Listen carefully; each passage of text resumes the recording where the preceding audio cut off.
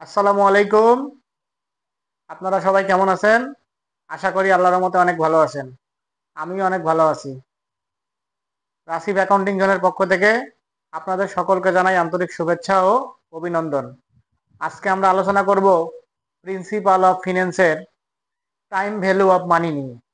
Time value of money, যাকে বাংলায় বলা হয় অর্থের সময় মূল্য। অর্থের সময় মূল্য কাকে বলে? সময়ের পরিবর্তনের সাথে সাথে অর্থের মূল্যের যে পরিবর্তন ঘটে তাকেই অর্থের সময় মূল্য বলে। তা টাইম ভ্যালু অফ মানির অঙ্ক করতে গেলে আমাদের সর্বপ্রথম প্রয়োজন হয় সূত্রের। এই জন্য আজকে আমি বেসিক ক্লাস নিয়ে আলোচনা করব টাইম ভ্যালু অফ মানির। তোমরা যদি খুব সুন্দরভাবে, খুব সুস্থভাবে, সহজভাবে যদি আমার ক্লাসটা দেখো এবং কোনো স্কিপ না করো, তাহলে ইনশাল্লাহ টাইম ভ্যালু অফ মানির যতগুলো অঙ্ক আছে তোমাদের বইয়ের সব করতে পারবে।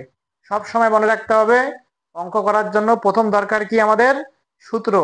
তা দেখো, তোমাদের বইয়ে অনেক সূত্র আছে, আমি সেখান থেকে গুরুত্বপূর্ণ কিছু সূত্র লিখছি, সেই সূত্রগুলো নিয়ে আলোচনা করব। তাই বেশি কথা না বলে শুরু করি। দেখো, টাইম ভ্যালু অফ মানি, যাকে বলা হয় অর্থের সময় মূল্য। অর্থের সময় মূল্যর একটু ভালো করে দেখো, এফবি। এফবি মানে হচ্ছে ফিউচার ভ্যালু। ফিউচার ভ্যালু নির্ণয়ের সূত্র হচ্ছে PV first bracket 1 + RN। PV মানে প্রেজেন্ট ভ্যালু, 1 হচ্ছে সূত্র, যোগ আর, আরতে হচ্ছে রেট অফ ইন্টারেস্ট। তোমরা এখানে আর না দিয়ে আয়ও দিতে পারো, কোনো নেন, এন হচ্ছে সময়। তার মানে ফিউচার ভ্যালু সূত্র হচ্ছে present value first bracket 1 + RN। তোমাদেরকে এই সূত্রটা মুখস্থ করতে হবে। যখন তোমাকে ফিউচার ভ্যালু বের করতে হবে তখন এই সূত্রটা তোমাকে ইউজ করতে হবে। ক্লিয়ার? তারপরে বলছে প্রেজেন্ট ভ্যালু। প্রেজেন্ট ভ্যালু নির্ণয়ের সূত্র হচ্ছে এফবি ভাগ 1 + RN। ক্লিয়ার? এখন স্যার ফিউচার ভ্যালুটা কি একটু আলোচনা করেন। ফিউচার ভ্যালু নিয়ে, ফিউচার ভ্যালু হচ্ছে, দেখা গেল তুমি আজকে ব্যাংকে 1 লক্ষ টাকা রাখবা। তুমি আজকে যে ব্যাংকে 1 লক্ষ টাকা রাখবা এটাকে বলা হয় প্রেজেন্ট ভ্যালু। তা তোমাকে বলছে তুমি আজকে 1 লক্ষ টাকা ব্যাংকে রাখবা, 10 বছর পরে ব্যাংক তোমাকে কত টাকা দিবে। তাহলে তোমাকে 10 বছর পরে ব্যাংক কত টাকা দিবে, তার মানে তোমাকে ফিউচার ভ্যালু বের করতে হয়েছে। ক্লিয়ার? ফিউচার ভ্যালু মানে এই সূত্র হচ্ছে এইটা। প্রেজেন্ট ভ্যালু, প্রেজেন্ট ভ্যালু মানে কি? বর্তমান মূল্য। বর্তমান মূল্য নির্ণয়ের সূত্র কি? যেমন দেখো, তোমাকে 10 বছর পরে ব্যাংক 10 লাখ টাকা দিবে। 10 বছর পরে যে ব্যাংক তোমাকে 10 লাখ টাকা দিবে, তাহলে 10 বছর পূর্বে কত টাকা তোমাকে ব্যাংকে রাখতে হবে, এটাই হচ্ছে আমাদের প্রেজেন্ট ভ্যালু। তারপরে ফিউচার ভ্যালু এ। ফিউচার ভ্যালু এ, এতে এতে হচ্ছে অ্যানুইটি। অ্যানুইটি মানে হচ্ছে কিস্তি। যদি ফিউচার ভ্যালু এ বের করতে হয় তাহলে সূত্র হবে এ ভাগ আর, সেকেন্ড ব্র্যাকেট, তারপরে ফার্স্ট ব্র্যাকেট দিতে হবে 1 + RN - 1। এখন প্রশ্ন হচ্ছে, স্যার ফিউচার ভ্যালু এ কি? ফিউচার ভ্যালু এ মানে অ্যানুইটি, ঠিক আছে, বা ইনস্টলমেন্ট, যাকে বলা হয় মাসিক ভিত্তি বা বাৎসরিক ভিত্তি। ক্লিয়ার? তাহলে একটু মনোযোগ সহকারে দেখো, ফিউচার ভ্যালু অ্যানুইটির সূত্রটা, এইটা হচ্ছে ফিউচার ভ্যালু অ্যানুইটির সূত্র। এই সূত্রটা তোমাকে মুখস্থ করতে হবে। ক্লিয়ার? তারপরে দেওয়া আছে প্রেজেন্ট ভ্যালু এ, মানে বর্তমান মূল্য অ্যানুইটি। সূত্র কি? এ ভাগ আর, সেকেন্ড ব্র্যাকেট দিলাম, দেওয়ার পরে 1 - 1 দিলাম, 1 + RN। তোমাদেরকে এই সূত্রগুলা খুব ভালো করে মুখস্থ করতে হবে। ক্লিয়ার?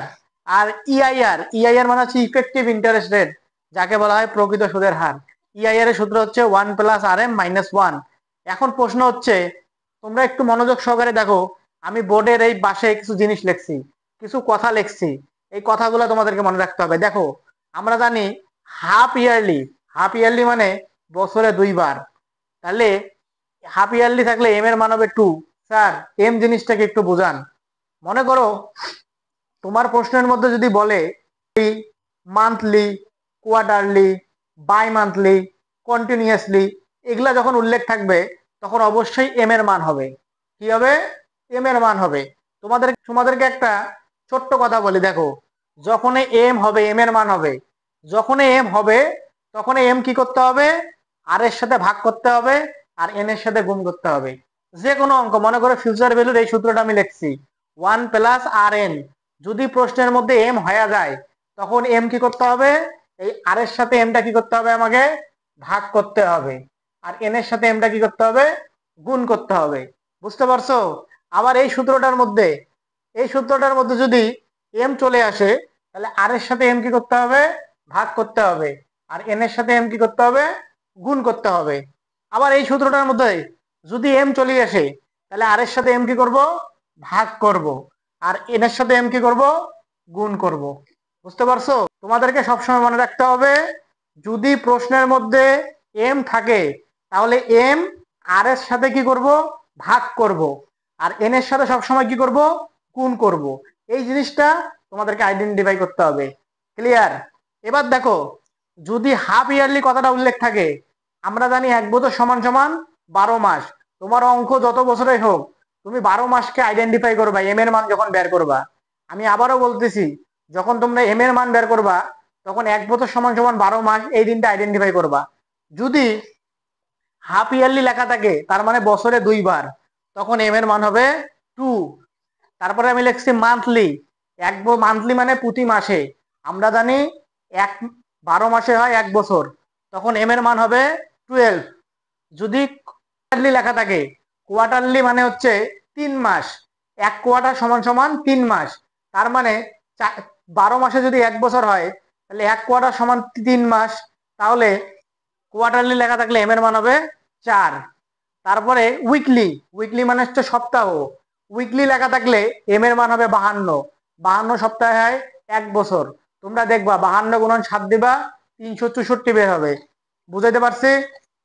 এবার ডেইলি বা কন্টিনিউয়াসলি, ডেইলি মানে প্রতিদিন, কন্টিনিউয়াসলি মানে হচ্ছে প্রতিদিন, তখন এম এর মান হবে 365। আবার যদি সেমি অ্যানুয়ালি থাকে, সেমি অ্যানুয়ালি মানে বছরে 2 বার, তখন এম এর মান হবে 2। আর বাই মান্থলি মানে হচ্ছে প্রতি 2 মাস পর পর। যদি বাই মান্থলি লেখা থাকে, তখন এম এর মান হবে 6। বুঝতে পারছি? আজকে আমাদের বেসিক আলোচনা এতটুকুই। তোমাদেরকে আমি খুব সহজভাবে বলবো, তোমরা এই 4টা সূত্র সুন্দর করে মুখস্থ করবা। ক্লিয়ার? আর এই কথাটা ভালো করে মুখস্থ করবা। তোমাদের অঙ্কের মধ্যে যা আছে সব অঙ্ক আমি তোমাদেরকে করাই দিব। দেখো, আমি আর এর সাথে এম কিন্তু কি করছি, আমি আর এর সাথে এম ভাগ করছি, আমি আর এর সাথে এম কি করছি, ভাগ করছি, আর এন এর সাথে কি করছি, গুণ করছি। আমি এগুলা মিশাই দিচ্ছি। এগুলা তোমাদেরকে মুখস্থ করতে হবে না, এগুলা তোমাদেরকে কোনো মুখস্থ করতে হবে না। ক্লিয়ার? আমার কথা বুঝতে পারছো? তোমরা সবসময় ফিউচার ভ্যালু এই সূত্রটা মুখস্থ করবা, প্রেজেন্ট ভ্যালু এই সূত্রটা মুখস্থ করবা, ফিউচার ভ্যালু অ্যানুইটি যদি কয় এই সূত্রটা মুখস্থ করবা, প্রেজেন্ট ভ্যালু অ্যানুইটি কইলে এই সূত্রটা মুখস্থ করবা। খালি মনে রাখবা, এম হইলে আর এর সাথে ভাগ হবে, আর এন এর সাথে গুণ হবে। যেখানেই এম হবে সেখানে আর এর সাথে ভাগ হবে, এম এর সাথে গুণ হবে। এটা হচ্ছে আমাদের টাইম ভ্যালু অফ মানির সর্বপ্রথম বেসিক আলোচনা। আমি পরের দিন লেকচারে, মানে আমার দ্বিতীয় লেকচারে, আমি তোমাদেরকে টাইম ভ্যালু অফ মানির ন্যাশনাল ইউনিভার্সিটির ম্যাথগুলো করে দেব। তোমরা এই সূত্রগুলো খুব ভালো করে মুখস্থ করবা। ইনশাআল্লাহ পরের দিন যে অঙ্ক করাবো, তোমাদের অঙ্কে কোনো প্রবলেম হবে না। আজকে এতটুকুই। সকলকে আন্তরিক শুভেচ্ছা ও অভিনন্দন। যদি আমার ক্লাসটি ভালো লেগে থাকে, তাহলে অবশ্যই আমার চ্যানেলটি সাবস্ক্রাইব করবা এবং সাথে থাকা বেল আইকনটি বাজিয়ে দিবা। সকলকে আন্তরিক শুভেচ্ছা ও অভিনন্দন।